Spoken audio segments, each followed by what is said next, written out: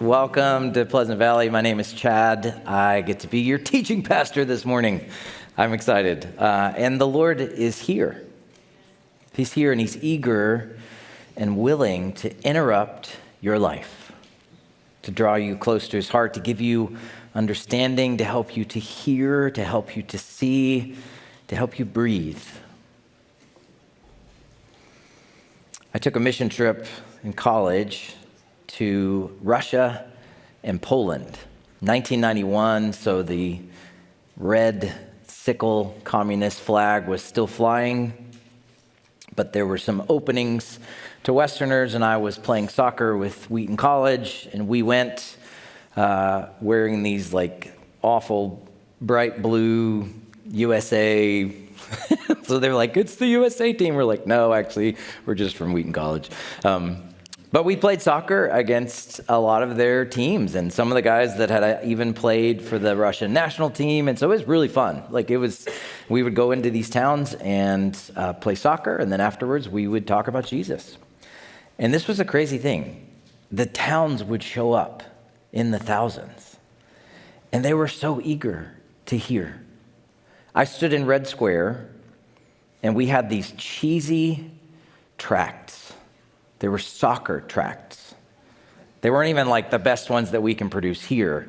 And so the way it was trying to describe sin was you've missed the goal in soccer. Like you've missed the mark. And it's like Russian, and there's these really just bad illustrations. And I was standing with this grandmother, this babushka, and she looks the part in Red Square.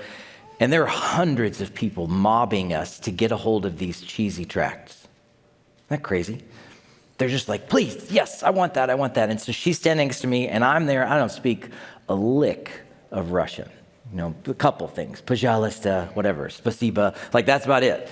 And so I open up this tract for this grandmother, and I start pointing to the soccer goal and the words that are in Russian underneath it. And there's scripture on there. I'm pointing and I'm flipping the pages, and she's nodding, and I'm like, wow, is this actually working? Keep going, keep showing her stuff, and then just tears. I'm like, are you kidding me? Do you know how hard this is in America to talk to people about Jesus, to get them excited? And this grandmother is looking at my cheese ball tract that has soccer players on it, not even really great illustrations, and she's moved by the love of God. I didn't have words for what was happening. I was in awe. I felt like I was breathing different air. On the way home, we went to Switzerland just for a night to debrief as a team. And it was like one of the most incredible moments because of what had happened and where we were. We were on this, Appenzellerland was the name of this little town just outside of Zurich. And it's one of those where it's like picture book, story book, like you're walking on green grass and then mountain, like right there. And it's got snow, and you can just like put your foot crunch the snow and then back into the grass. And you're just like, is this real? I'm just in awe, just looking at this. And then we go to have dinner, and they served soup. And it was the best soup I have ever had in my life. I don't know what it was. I had seconds.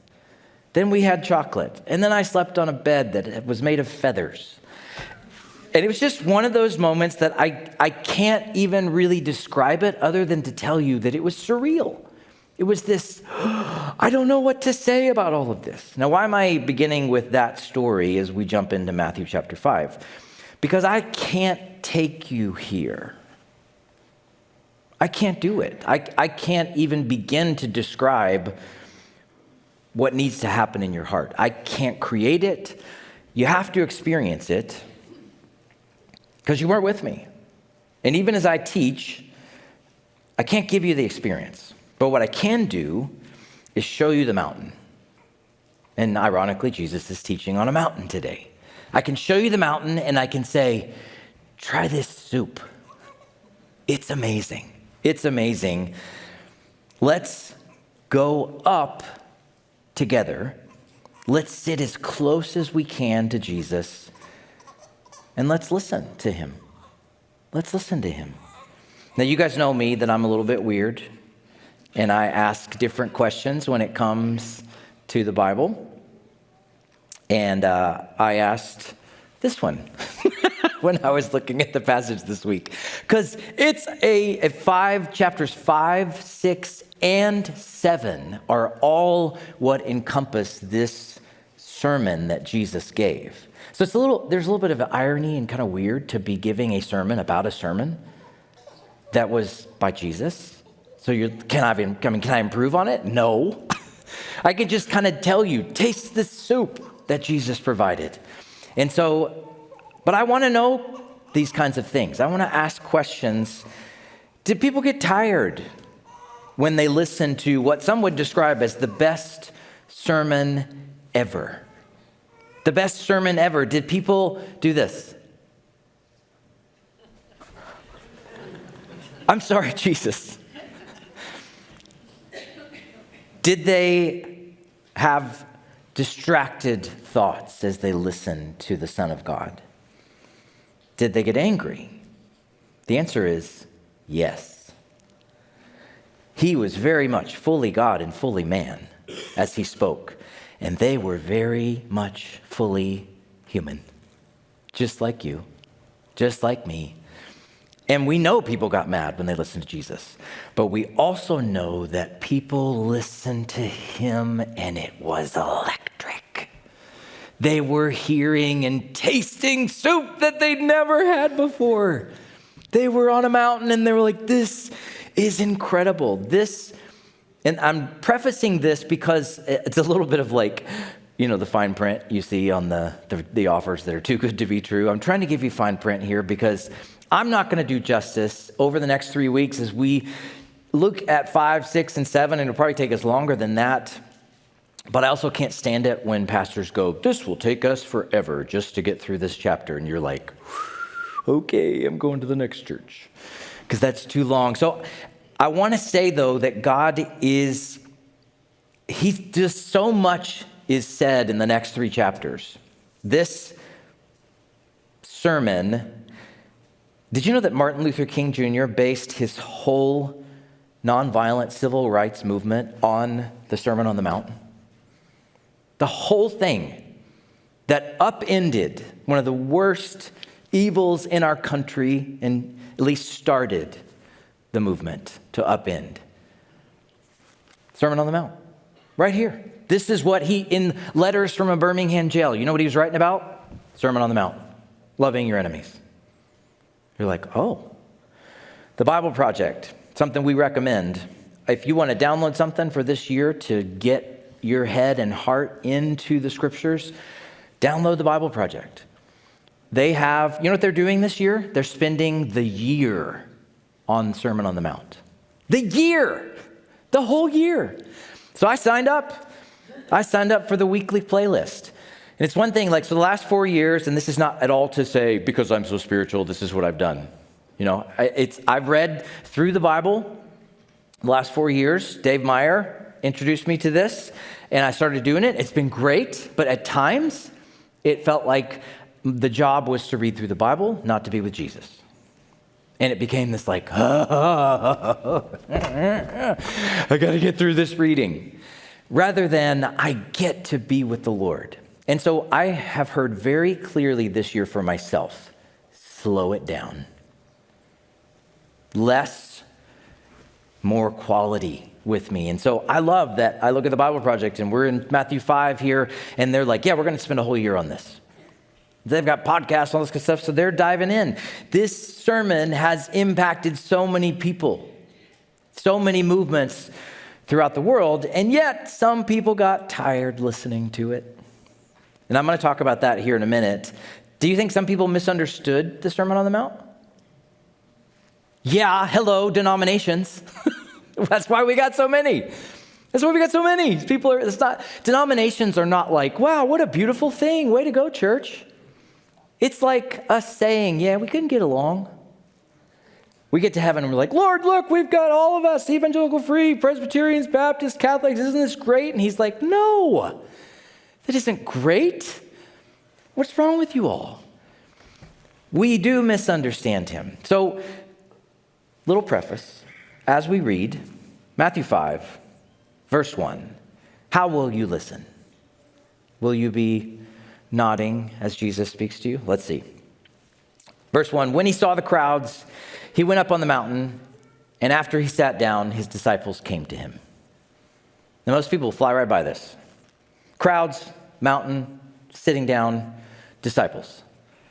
Crowds, mountain, sitting down, disciples. That's basic setting, right? Characters. You're like, get to the real stuff. There are certain movies that I love that I go to that are go-tos. They're like comfort food for movies where you're drawn to them again and again. They usually have a far-fetched plot that probably doesn't really happen, but you want it to be true. So there's one called National Treasure that I love. I don't know if you've seen that one. There's a National Treasure 2 as well. It's not as good. The first one is really good. Nicolas Cage plays a treasure hunter named Thomas Gates. His family has been entrusted with this treasure that's out there, the biggest treasure in the world. They've been searching for it for hundreds of years, and he comes to a dead end where he finds out that there is a clue, there is a secret, there is the next thing that they have to find, but it happens to be on the back of the Declaration of Independence. So not only do they need to get to a place where they can look at the back of the Declaration of Independence, it's also invisible on the back of the Declaration of Independence. And so that's the dilemma that they're at. And eventually, and I won't spoil anything for you, I'll just tell you to go watch it. But a little bit, if we fly right past this verse, crowds, mountain, sitting down, disciples. You're like, got it, move. You'll miss the secret clue on the back. And I don't wish you to miss the secret clue on the back. Not secret that it's for the high-minded and intellectuals and academic highbrows. No, but the treasure hunters who want to know everything that Jesus is saying and doing. So let me show you some of the secret stuff on the back of this. Honestly, what this sermon could be called is a declaration of dependence on Jesus. That's for later, though. So where is he? On the mountain. Why? Practically, it's quiet. It's beautiful. I've been there, at least to one place that they think it is, Mount Arbel. You can hear the birds. You can hear all the things that Jesus talked away from the hustle and bustle. But what's the secret there? Why go up onto a mountain to speak to people? So the way we've done with the other chapters in Matthew, we must look back the way I just did with communion. Isaiah 53, communion wasn't a new idea. It was what God was going to do all along. And so just like Matthew begins with the genesis of Jesus, the recreation of the world by Jesus Christ, and then what happens? Jesus gets baptized. He's been announced as the king, and he goes through the water of baptism the same way that the Israelites went through the water of the Red Sea. Where did they go after they went through the Red Sea? Say it out loud, somebody. Wilderness. Where did Jesus go after he got baptized? Wilderness. He goes into the wilderness. He comes out of the wilderness. He starts his ministry. And then he says, I'm going up to this mountain. And I got some things to say. And wouldn't you know it, Moses went up on a mountain. Why? To hear from God. To hear what the covenant, the promises were going to be about. And so go there. Why is he on a mountain? Yeah, it's quiet. It's beautiful. A lot of people can hear him.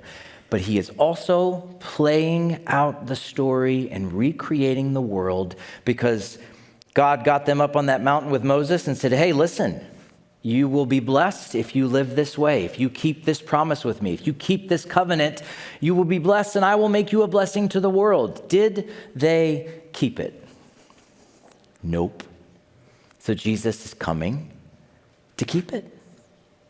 He's coming to keep it.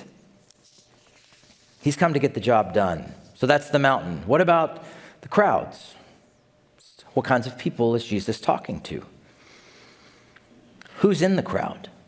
There were super religious people, Pharisees, They thought, because all these people wanted God's kingdom to come, but they all thought about it in different ways. And so the super religious people thought, we've got to be super strict and keep the law. And so they came up with 600 plus ways to not incur an infraction against God.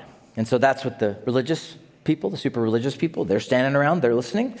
There are the kind of religious people who kind of mix with the world as well, the Sadducees. They said, yeah, we'll keep the law, but you know what we really need to do? We need to cooperate with Rome.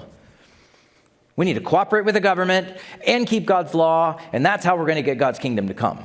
And then there were others who said, nah, we're getting out of here. This whole place is going to burn. The Essenes, they went into the wilderness, into the desert. They established their own communities, and they're like, we don't want anything to do with the world. We have to really, really keep all of the laws, and we got to do it away from everybody else because they're bad, you're bad, you're bad. So super religious, kind of religious and worldly, that we're getting out of here people. There were the intense get-her-done type people, the zealots, who said, nope, we're going to rise up. They were called the dagger people, because they said, we'll use violence if we need to establish God's kingdom on the earth. That's how we're going to get God's kingdom on the earth, the zealots. And then there's everybody else. Just tired people.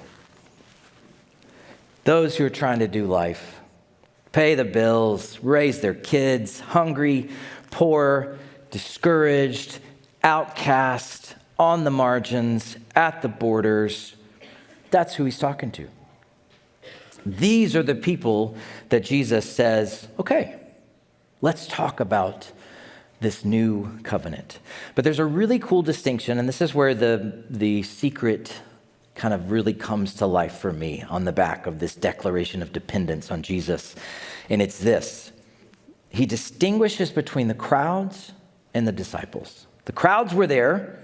He saw the crowds, he goes up on the mountain, he sits down, and his disciples come to him. It doesn't mean that the crowds like dispersed or that he only whispered into the ears of a few select people. They're all still there. They're all still there. But there's a distinguishing mark here. What's the invitation behind this little distinction? It's this. Jesus wants you in his inner circle. He don't want you part of the crowd. He don't want you to stay out there. You keep him at arm's length. He wants you close. He wants to talk to you all the time about everything, not just on Sundays. Tomorrow stuff, work stuff, family stuff, things you're struggling with, things you're worried about, anxious. He wants to talk to you, wants you inner circle. You know, you can be around Jesus, but not near him. You can hear his words, but not really hear him. It's what you do with the teaching of Jesus, or what the teaching does to you, that determines crowd or disciple. Interesting. 2024, what might it look like for you to move from the crowd to the inner circle? Because as Pastor Sammy told us last week, the invitation's wide open. He's not saying you can't. He's saying, please do. Please come. So let's see what he said to him. Verse 2. These are going to be familiar. These could be the moment where you nod off.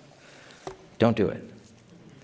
Verse 2. Then he began to teach them, saying, blessed are the poor in spirit. The kingdom of heaven is theirs. Blessed are those who mourn, for they will be comforted. Blessed are the humble, for they will inherit the earth. Blessed are those who hunger and thirst for righteousness, for they will be filled. Blessed are the merciful, they will be shown mercy. Blessed are the pure in heart, for they will see God. Blessed are the peacemakers, they will be called sons and daughters of God. Blessed are those who are persecuted because of righteousness, for the kingdom of heaven is theirs. You're blessed when they insult you, which, people would have been like, huh? You're blessed when they insult you and persecute you and falsely say every kind of evil against you because of me. You could and should spend a whole year just thinking about these verses. And remember, as I speak about them, all I'm saying is try the soup. Okay? Really. Like, I can't do justice to what Jesus, there's depth here. There's so many books written on this, but I'm just giving you a flyby so that you, hopefully your hunger and your thirst is awakened.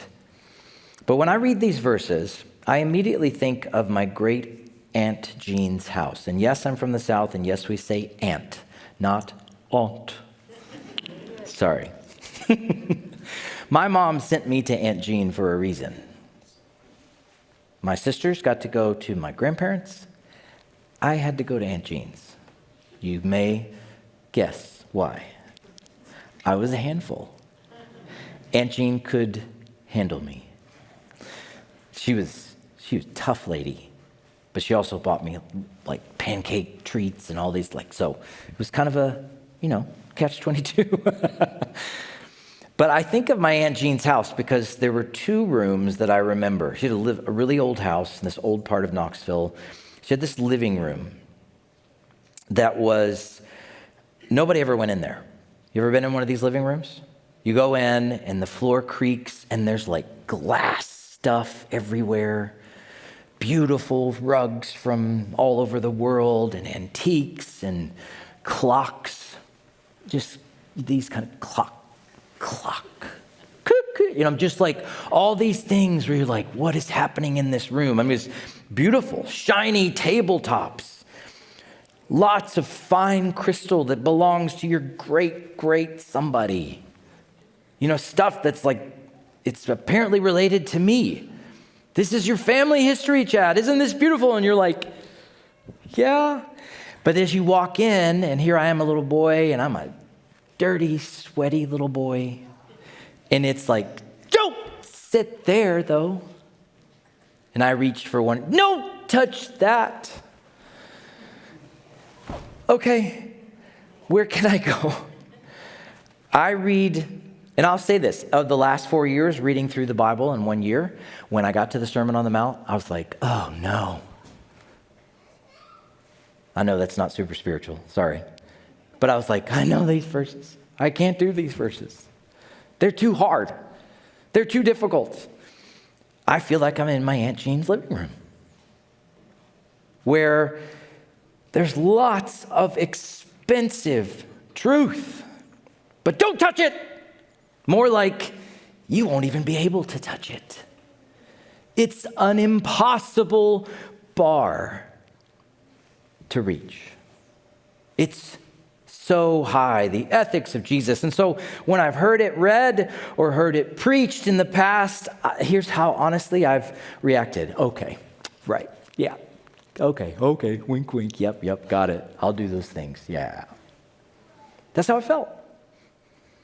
Because it's hard to understand. It's hard to apply. And I'm not the only one who says it's a hard thing to understand or apply. Did you know this is the funniest thing I read this week? I was looking at the commentaries. There are 36 different interpretations of this set of verses. 36! Oh, but they said, but we have narrowed it down to 9 that we all think we can agree on. Oh, great! 9! 36, 9, who knows what it's really about? How we're supposed to use it. So trying to walk through the living room of the Beatitudes, which just is another word for blessings, might look like this. Blessed, what does that mean? Happy, flourishing, good life? Well, I want that. If blessings are possible, how do I get them? Blessed are the poor in spirit. Okay, I need to be that. I need to be poor in spirit. Get at it, Chad. Be poor in spirit. Be needing God. Okay, I'm going to try. If you do, if you can really do this, say it to you too. This is what it's like to walk through the living room. You'll be blessed. You'll be blessed. Hunger for the things of God. Can you hunger? Can you really work at it to hunger for the things of God? Get rid of everything worldly. Just hunger for Jesus. Then you'll get blessings. Okay. And you try. You make some progress. You bust up some cassette tapes, U2, Rattle and Hum, really good music. Because you're like, I don't want anything worldly. I literally was in the garage with those cassette tapes, cracking them out of fervor. I want to be hungering and thirsting for God. I got to do it. I got to do it. It's not to say that God won't ask you to give up things, but that's usually what we do with this stuff. I'm just going to work at it. I'm going to work really hard. I'm not going to watch anything ever. I'm not going to listen to anything ever. I'm not going to talk to anybody ever. I am blessed because of it, too. It's so awful. It's so awful. It's a big list that we need to try really hard to achieve, and if we do, we will get the blessings. And what we look and we say is, no way anybody can do this. Don't sit there. Okay, I won't. Don't touch that. Okay, I won't. I can't even. Anyway. Doesn't mean that people haven't tried. Jesus, this is supposed to be good news. This is supposed to be the announcement of the good news. It seems complicated, unattainable. So there was another room in my Aunt Jean's house, and it was the basement. I was allowed in the basement by myself. And you know what was down there? A player piano with all those, seriously, 100 different scroll things. Anybody, you know what I'm talking about? You load those things up, and it's blah, blah, blah, blah, blah, blah, blah, blah, blah, blah, blah, blah, blah, blah, blah, blah. And I'm sitting there, my little sweaty body on the bench, and my dirty hands are on the piano. And I am and I'm by myself, and I'm having a blast. And over in the corner, there's a jukebox. You didn't have to put money in it. You could just press it. Do, do, do, do, do, do, do. A red rubber ball. That was one of the songs. Big Red John, Big Red John. I'm like by myself. This is the greatest place ever. There's boxes everywhere. There's little rooms. It's just a little boy's dream. And as I started to spend time with the Lord and read other smarter people, I felt like Jesus said, hey, come down to the basement. I want to show you something. I want to show you something. Chad, this is not a list of to-dos. This is not a bar to strive for. This is not a formula for success in the world. Because as N.T. Wright pointed out, if it is, then Jesus is wrong. Somebody said that? Why? Because mourners often go uncomforted, right? The meek don't inherit the earth. It's the powerful, by the way. Those who long for justice frequently take it to the grave. So it can't be that. And I would add, you can show mercy and not have it returned. In fact, you can approach it this way. And the only thing that seems to be about true on this list is that people will absolutely light you up for following Jesus. Yeah, that one's true. That one's true. You're going to get things said about you. People are going to hate you. So Jesus, what are you saying? What are you doing here? Because it doesn't seem right. This is not how the world works. Don't you know that it's possible that the people who are rich, powerful, strong, tough, and fighters, those who give it back to those who dish it out, they are the ones who seem to have the happy life. They have the blessed and flourishing life, and they are for sure celebrated in our world. So what's the answer? Down here in the basement. And I stole this illustration from N.T. Wright because I think it's perfect. Jesus has just broken the spiritual sound barrier. What people are hearing and experiencing is a spiritual sonic boom. So I did a little nerding out this week on this illustration. It's kind of fun for all of you physics teachers and scientists and people who are smarter than me. I apologize in advance for my explanation of what I'm about to tell you. October 14th, this is not him because they didn't take a picture of it then, but October 14th, 1947, U.S. Air Force Captain Charles Chuck Yeager became the first person to fly faster than the speed of sound. Yeager flew a Bell XS-1 nicknamed Glamorous Glennis, a tribute to his wife. Love it. Over Rogers Dry Lake, located at Edwards Air Force Base. All the Right Stuff. Has anybody seen that movie or read the book? It chronicles this stuff. So the story, as stories can become, exaggerated and take on new turns, was told later that Chuck, because they'd had trouble. Whenever they would get close, guys were like almost crashing and they were bailing, like it just wasn't working. So the way the story was told was when he got close to the sound barrier and the plane is doing this craziness, that he had to reverse the controls. So it's not quite right, but close. And here's why. When he flew faster than the speed of sound, something happened to the air around the plane. Scientists call it the Mach tuck. So if you want to nerd out later, Google it, jump in. But the gist of it, again, apologies, is that the air changes and things that worked one way before you reach the speed of sound now work differently. So let me give you the little scientific. Mach tuck is an aerodynamic phenomenon that occurs when an aircraft flies faster than the speed of sound. It creates a shock wave, visibly right there. As the aircraft accelerates, the shock wave moves rearward and changes the distribution of lift and pressure on the wing, meaning what a pilot was used to experiencing of, I'm dipping, I need to pull back, all of a sudden the air is not behaving the way it used to. And things have moved. And so what started happening? Nosedive. And so he could not compensate on his own. He actually needed stuff built into the jet to do it for him. That's how crazy it was. So Jesus has just announced something that is impossible. Upside down to the hearers and to us. It's a spiritual sonic boom, but it's good news. It's gospel because it's not a list of to-dos or regulations. It's an announcement of the kingdom of God and who it's for. His announcement is that the kingdom is available to these people that he just listed. Dallas Willard says it this way: blessed are the spiritual zeros, the spiritually bankrupt, deprived, deficient, spiritual beggars, those without a wisp of religion. Well, now I'm excited. And I'm working around the basement and I'm listening to the jukebox. He said, standing around Jesus as he speaks are people with no spiritual qualifications. None. They got no abilities. You would never call on them when spiritual work is to be done. There's not a thing about them to suggest that the breath of God might move through their lives.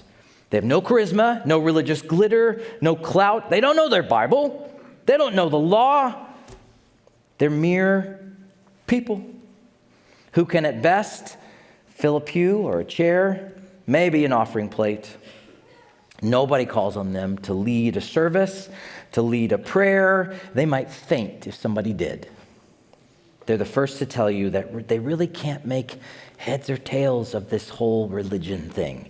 And Jesus just said, you want to go for a ride? They're like, we're horse and buggy here, Jesus. And he's like, I know, let's break the sound barrier.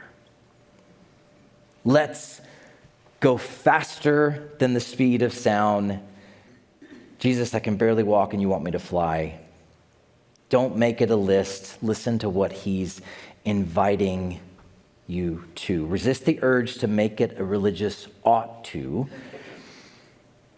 And I'm going to use Eugene Peterson's take on this passage just to kind of give you a different way to think about it not being a list of to-dos.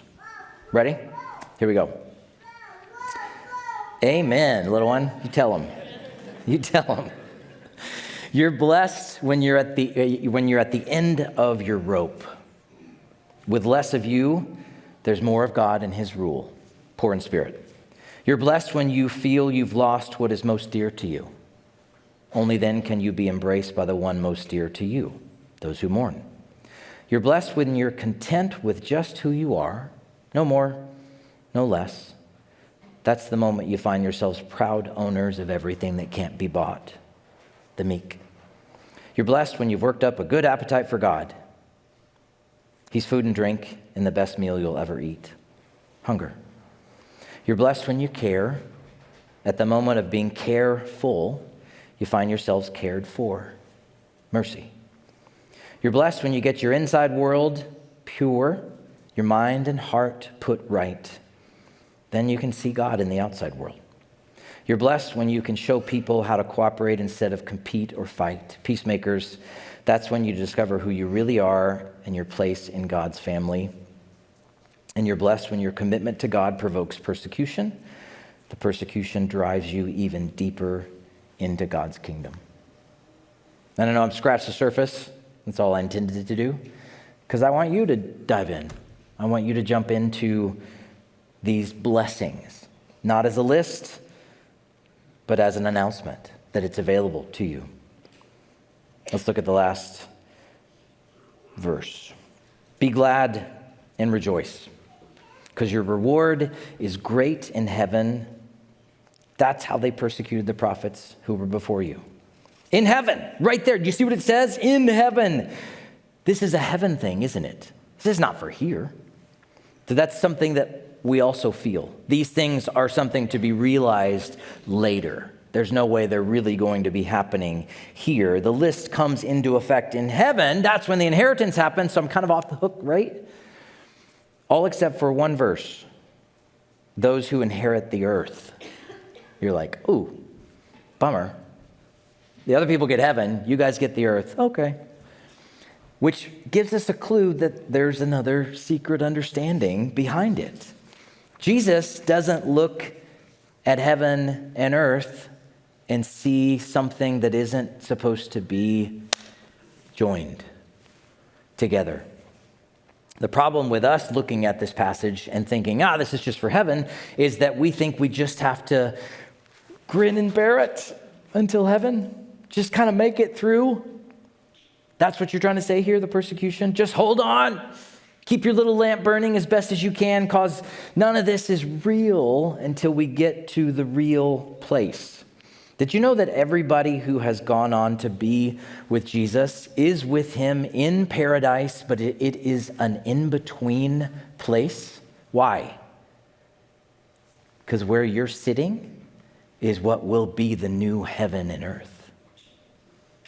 It's coming back here. He's joining, recreating the world, joining it back together, renewing, restoring. Not only are these beatitudes, these blessing statements, the types of spiritual states that you qualify for the kingdom, and they are very upside down from our normal world, they're also marching orders. For now. They're marching orders for now. Anybody heard these in any political stump speeches? Never. Never would you hear this. Why? Nobody gets up and says, hey, you know what we think we need in this country? Meekness. My platform is humility. Hungering for God. That's really what I'm going to be about. Who wants to vote for me? No. And when we try to say, well, it's kind of, we get messed up. We get messed up. These don't make campaign speeches because they don't fit the ways of our world. And yet Jesus says, they're going to mark you though. Because what happens when you go, okay, I guess I qualify because I am definitely a spiritual zero. I'm a spiritual zero. Me. Can you imagine people being like, yep, that's me. I guess I'm in. The Lord's like, come on. But when you start flying with Jesus, when he gives you what you need in the gospel, changes you, transforms you, then these things start to happen in your life. You become somebody who hungers more and more for the things of God. You become that person who is pursuing peace. And all of a sudden, you're not in this place of just anger and rage and wanting to win. It's changing you. You're becoming somebody new. We're going to get to this prayer eventually in the Sermon on the Mount. But your kingdom come, your will be done in heaven as it is in heaven. And only in heaven, because that's where we're all going, and this place stinks. On earth as it is in heaven. That's not just like a nice thing Jesus gave us to say to make it through. I got my little lamp and I'm just trying to hold on. No, you are to usher it in. You are a picture. Heard this phrase? I pass it on to anybody that I can. When you enter a room, you represent the presence of God. Tomorrow at work, tomorrow when you pick up your little one early to change a diaper, you walk into that bedroom, you represent the presence of God. No matter where you go, if you're a follower of Jesus, you represent because your kingdom come on earth as it is in heaven. And we're going to have more opportunities to get into this over the next few weeks, but the air will change around you, and you will react differently. You will react differently. One little example, the brother of Jesus, James. I don't know if you knew that. Hebrews, James, the book in the New Testament, that is actually the guy that lived in the house with Jesus, okay? The brother, not like Christian brother, he is that too, but he was the brother, and at one point he did not believe that his brother was the Messiah. You know what he says in James 1 though? Right in keeping with what Matthew just delivered from Jesus. Consider it a great joy, my brothers and sisters, whenever you experience various trials, because you know that the testing of your faith produces endurance, and let endurance have its full effect. It's kind of saying, don't just try to get out of it. Let endurance. Who says that? Who can say that with a clear conscience? Only somebody who's been flying at the speed of sound with Jesus, who has been changed and transformed. The air is different up here, Jesus. I know. Try the soup. It's amazing. I'm going to have the prayer and worship team come up. This is new. And I'm going to tell you, I'm so excited about this. You're going to see people up here with big red lanyards that say PV prayer team. And they're going to line up across the front here. I was at a church in December, and it's a smaller church than ours, okay? The room held only about 200. And they had 20 people up front to pray. We usually have 2. And we're lucky if we get 1 or 2 people to come up and pray. And I sat there and a little bit in shock. I was like, what is going on? They had 20 people to pray, and that little church, they came one after another to pray. You know why? Because they think differently about it than I do. They believe something about it that I have yet to get to. And so we're taking a step of faith. And like we do with anything, we won't worry if you don't come. And so don't do that. Don't do it because you're feeling the pressure to like make this thing go well for us. Like, nah, you come because the Lord is calling you. Now, what are some of the things that you might come forward for?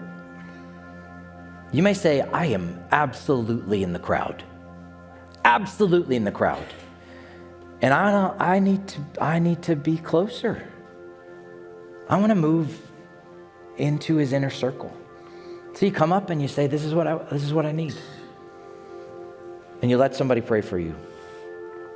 Some of you are just needing to say yes to Jesus, who's offering you this free ride, this spiritual thing that you can't do for yourself. You come forward. Some need healing, and you've prayed so many times for healing. Do it again.